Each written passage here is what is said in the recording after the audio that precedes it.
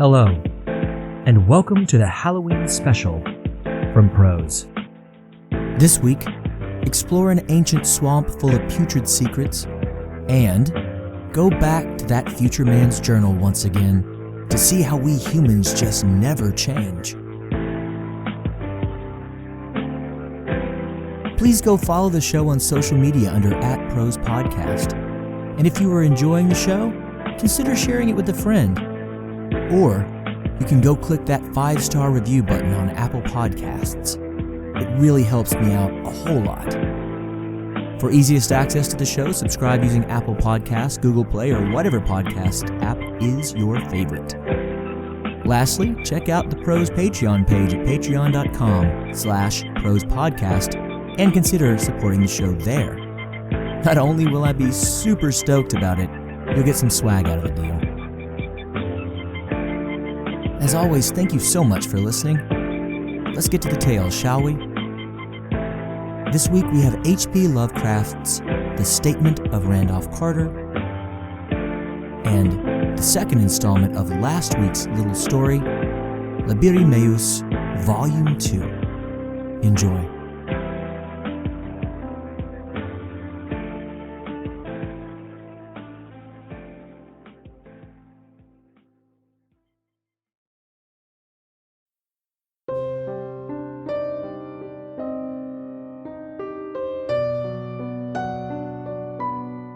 The Statement of Randolph Carter by H.P. Lovecraft.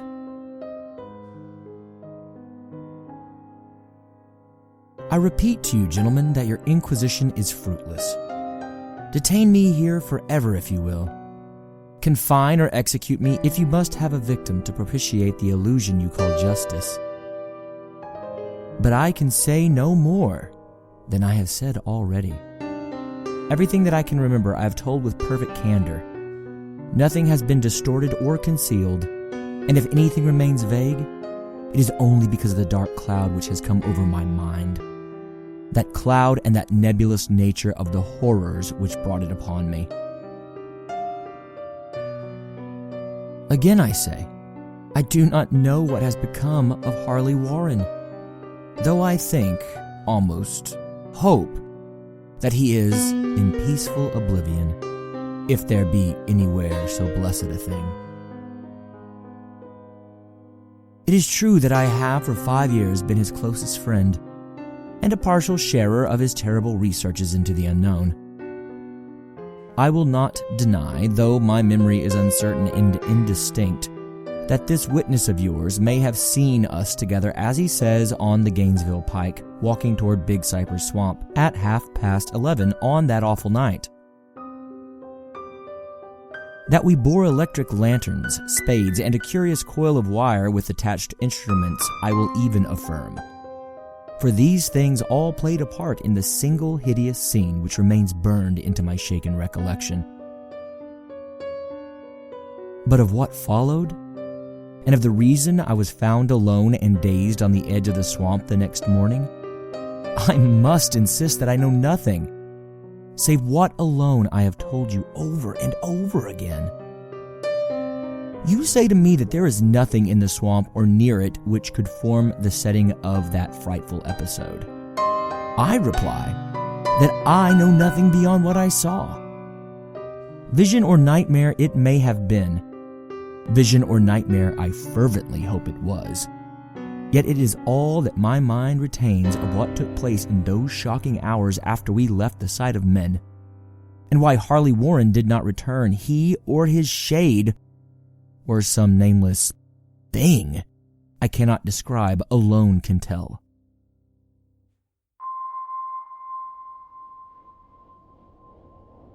As I have said before, the weird studies of Harley Warren were well known to me and to some extent shared by me. Of his vast collection of strange, rare books on forbidden subjects, I have read all that are written in the languages of which I am a master, but these are few as compared with those in languages I cannot understand. Most, I believe, are in Arabic, and the fiend-inspired book which brought on the end, the book which he carried in his pocket out of the world, was written in characters whose like I have never seen elsewhere. Warren would never tell me just what was in that book.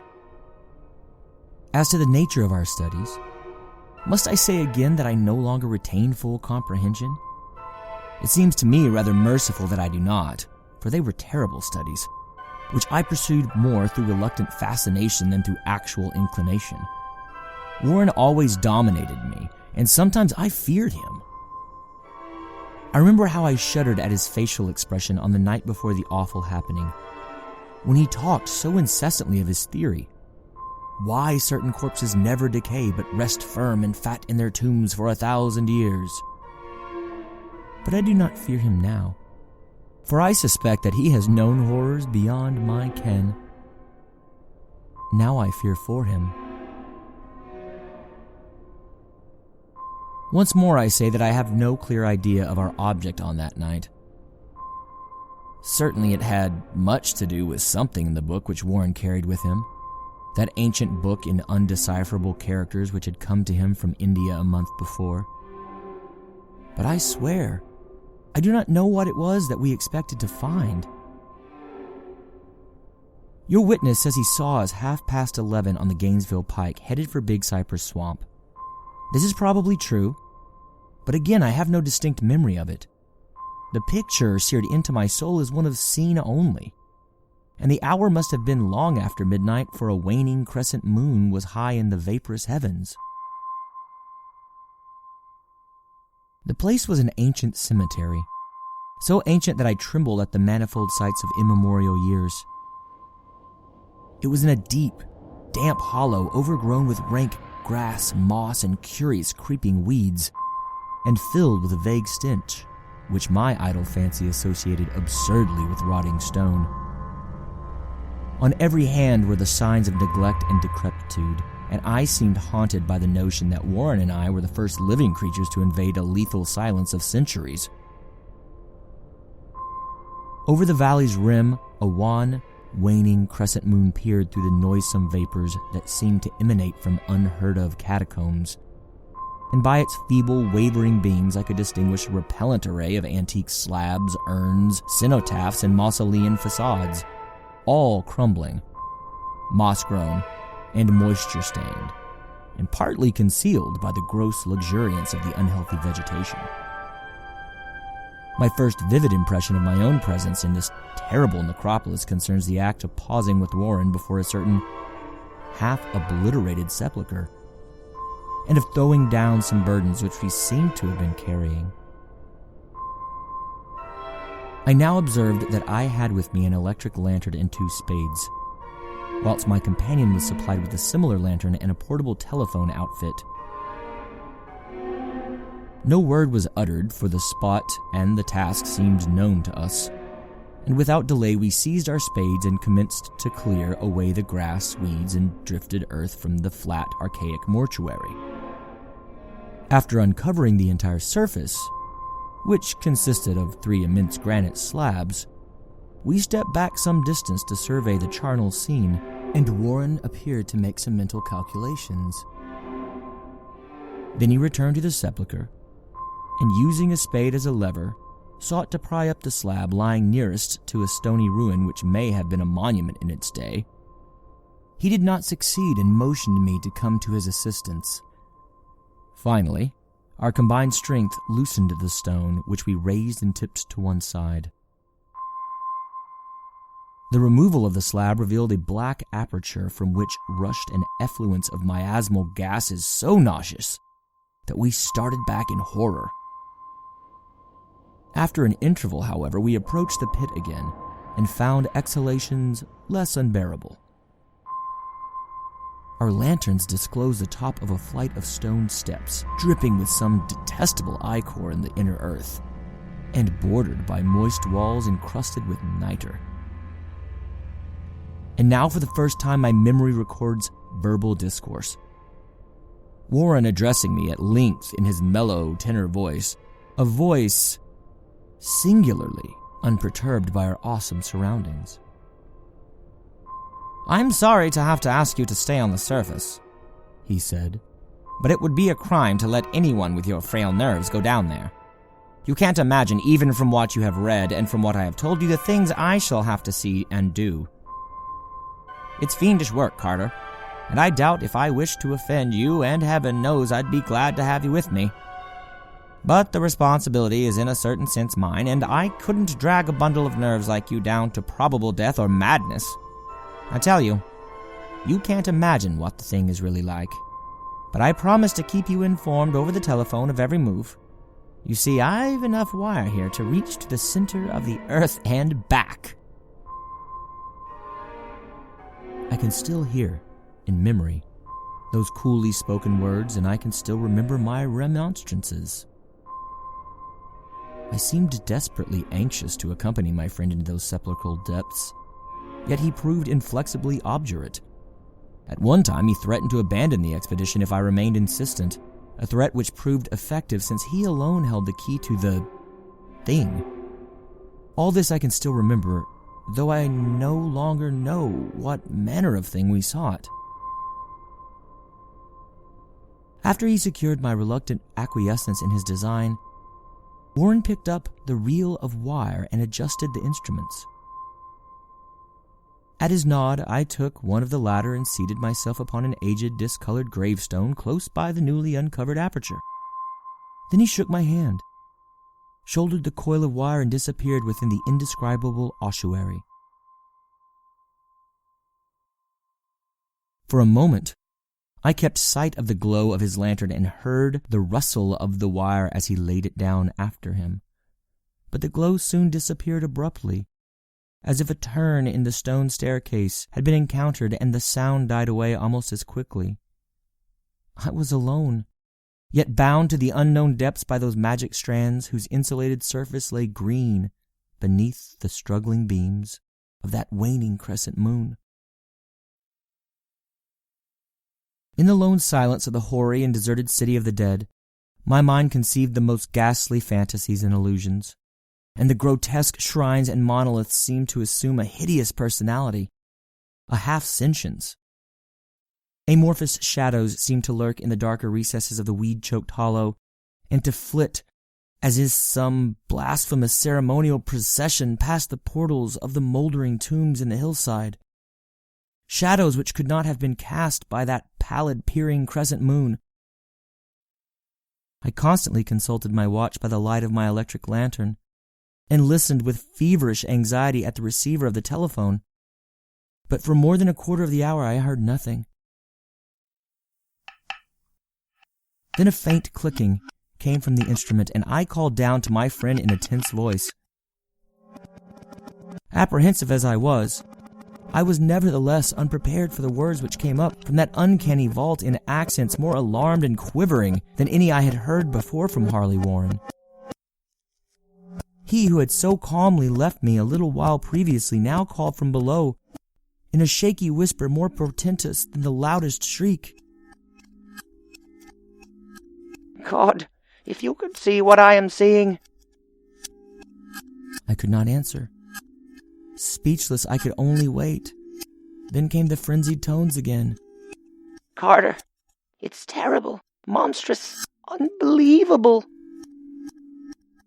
This time my voice did not fail me, and I poured into the transmitter a flood of excited questions.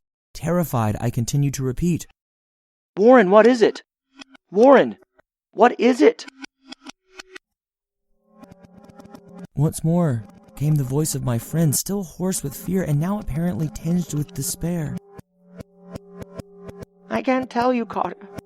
It's too utterly beyond thought. I dare not tell you. No man could know it and live. Great God, I never dreamed of this.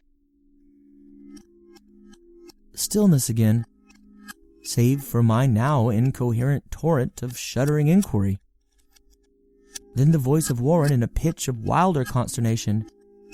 Carter, for the love of God, put back the slab and get out of this, if you can. Quick, leave everything else, and make for the outside. It's your only chance. Do as I say, and don't ask me to explain again. I heard, yet was able to repeat my frantic questions.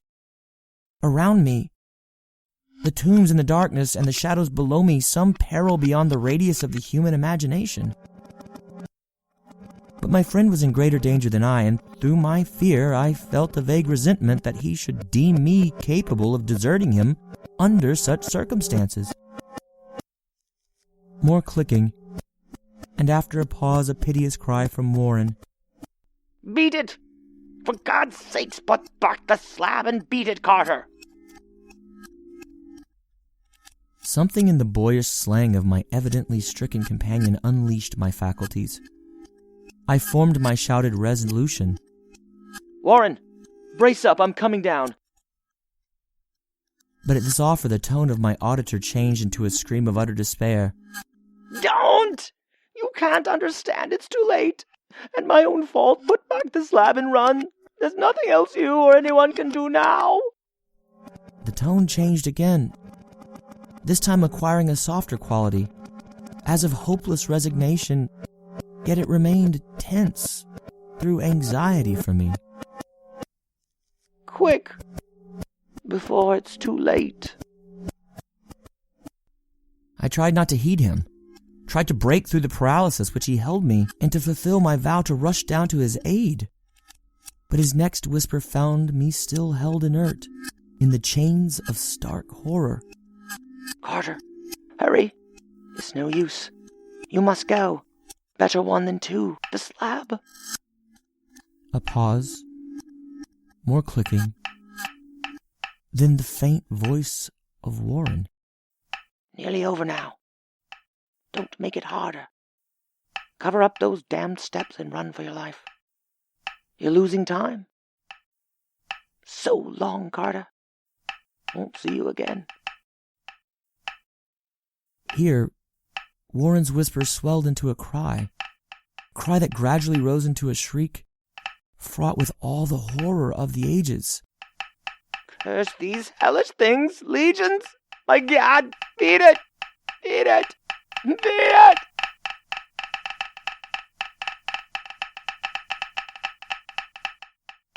After that was silence. I know not how many interminable eons I sat stupefied, whispering, muttering, calling, screaming into the telephone. Over and over again through those eons I whispered and muttered, called, shouted, and screamed. Warren! Warren! Answer me! Are you there? And then there came to me the crowning horror of all. The unbelievable, unthinkable, almost unmentionable thing. I have said that eons seemed to elapse after Warren shrieked forth his last despairing warning, and that my only cries now broke the hideous silence. But after a while there was a further clicking in the receiver, and I strained my ears to listen. Again I called down. Warren, are you there? And in answer heard the thing which has brought this cloud over my mind. I do not try, gentlemen, to account for that thing, that voice. Nor can I venture to describe it in detail, since the first words took away my consciousness and created a mental blank which reaches to the time of my awakening in the hospital. Shall I say that the voice was deep, hollow, gelatinous, remote, unearthly, inhuman, disembodied? What shall I say? It was the end of my experience, and it is the end of my story. I heard it and knew no more. Heard it as I sat petrified in the unknown cemetery, in the hollow amidst the crumbling stones and the falling tombs, the rank vegetation and the miasmal vapors. Heard it well up from the innermost depths of that damnable open sepulchre as I watched, amorphous, necrophagous shadows dance beneath an accursed waning moon. And this is what it said. You fool! Warren is dead.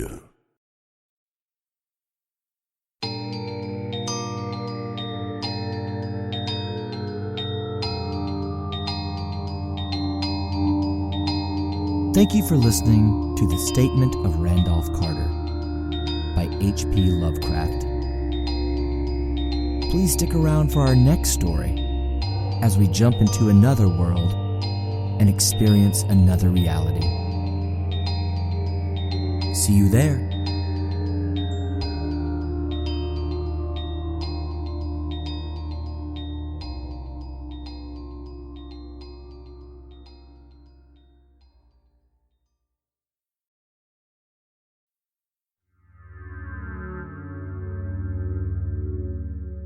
Lebiri, Meus, Volume 2.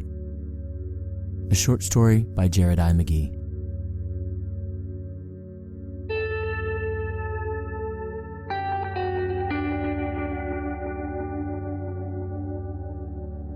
The subject seems to have been very disgruntled throughout the journey on the starship. Again, these were the days before hypersleep was ubiquitous, and these poor fools had to endure the journey awake for large swaths of it.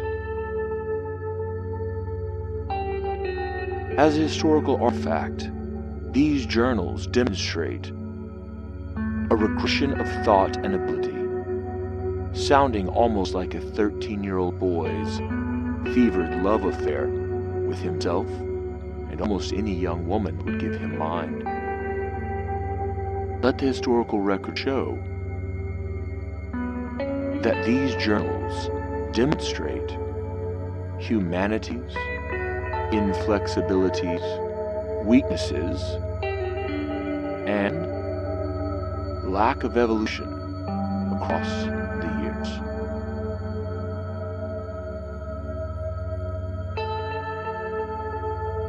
Journal entry, no date. Why are we expected to repress our feelings? People label you mad, we know what love is. It is so stupid. If you have feelings, you can't just turn them off. It's not humanly possible. I can't see how people just assume that you want to get over it, or them. I don't. I believe that love lasts. It doesn't die at the end of a relationship. You may be able to love again, but once true love comes and goes, that piece of you is gone. It changes you. It changes the person that you've been with. I wish I could believe differently. I do. But what's true in my heart cannot be stifled. I'd love to love you. I can't. Oh well, my loss. Journal entry, October 19th, 2097. Any individual that can make the very foundations of a person's life, love, soul, and general demeanor shudder has absolute power. When soul is tested one too many times, it begins to chip away, eventually leaving a new soul carved into whoever image the powerful artist wills.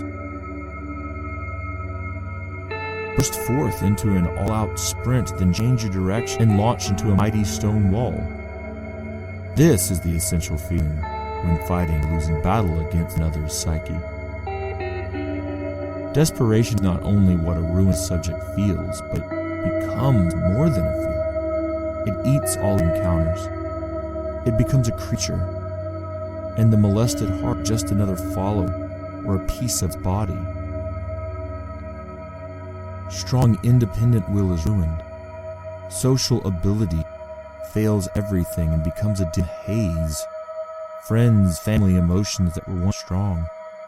Everything. Morals, ethics, and more accurately, self become a burden. Something to have to work to maintain individuality. And it's near impossible, and the desire for that maintenance is dead.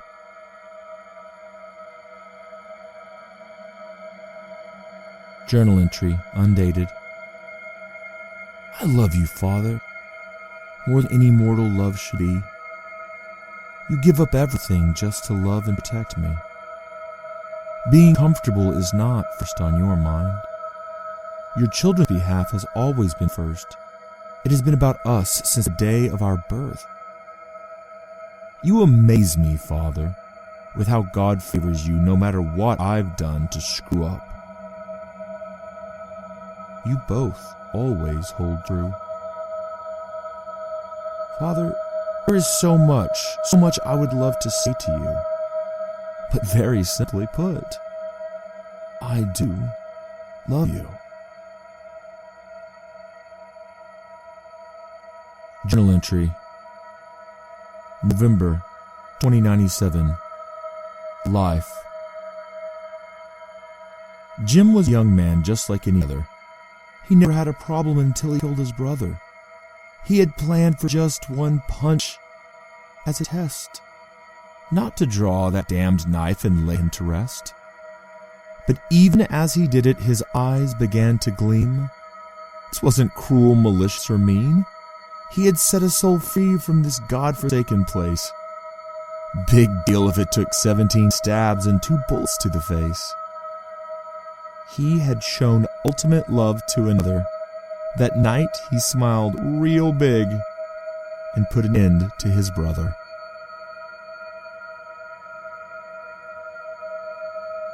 Journal entry, November 2097. Delilah. Sweet seduction and its satin feel. Take me, all of me.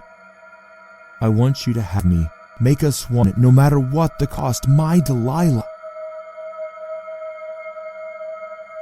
Journal entry, undated. Some pieces illegible.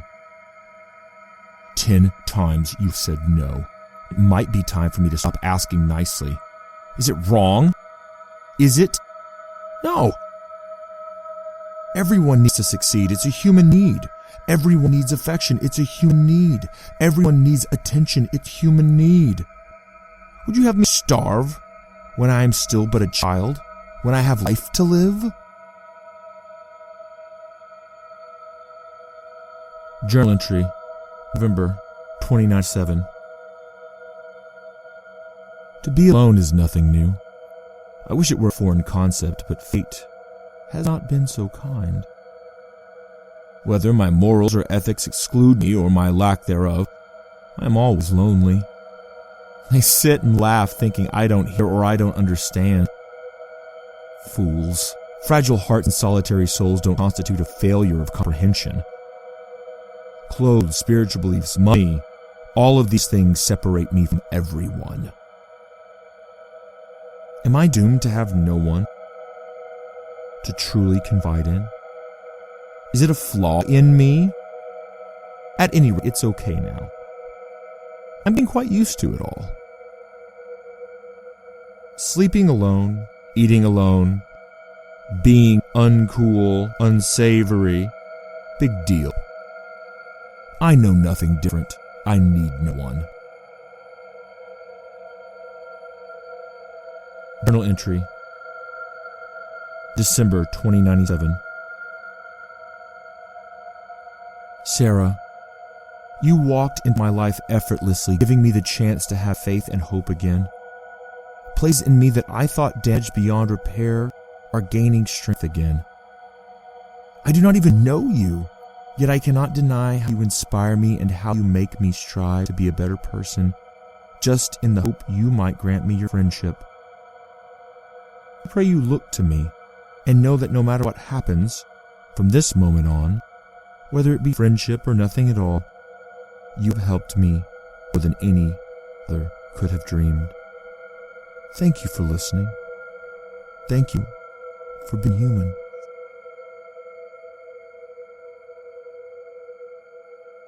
Journal entry, no date.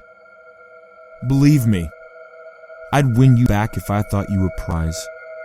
Somewhere between here and there, you stopped loving me, and that's okay. I'm relatively easy to despise, you know. There's no doubt you make me with every cut, every smile, every look. But keep faking it. Be as transparent as you please. Just run from me, and be happy. Journal, December 2097. God, give me peace in all my thoughts. Allow not fear and doubt to assail fallen Eden tonight. Let no fire singe the soul. Force no realization this eve. Mortal heart can bear no strain, not after being cleaved in twain. Thank you for this life. Hardships, mountain peaks. Without all these key components, none would know the word alive. Goodbye to things long past. Strive forward to what 'tis true. Appreciate his gift. Cherish the only love that is true, glorious and complete. Thank you. Journal entry. Note. Ants little flicker flame, tell a tale none know, for with new morn's light comes an end to your fanciful glow. Journal entry. January 2098. With or without you, I will shape the world. Your decision to flee will be your deepest regret in years to come. I asked you only for love, devotion, and loyalty. I received deceit, sickness, and hatred. Enjoy your freedom while you can. One day you won't be able to run from my image so easily. Enjoy your freedom while you can.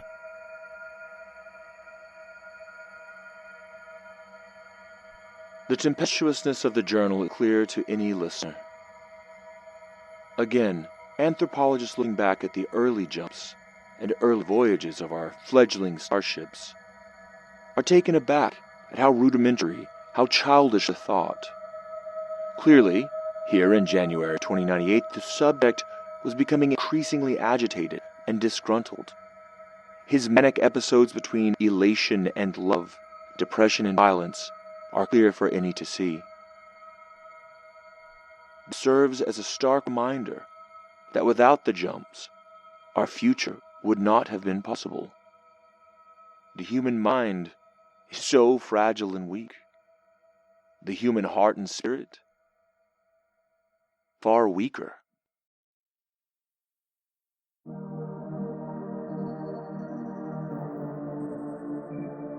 Thank you for listening to Lebiri, Meus Volume 2, an original short story of found footage-style audio by me, Jared I. McGee. All music and sound effects you have heard throughout episode 95 come from YouTube's royalty-free audio library, the always amazing freesound.org, or are my own creations.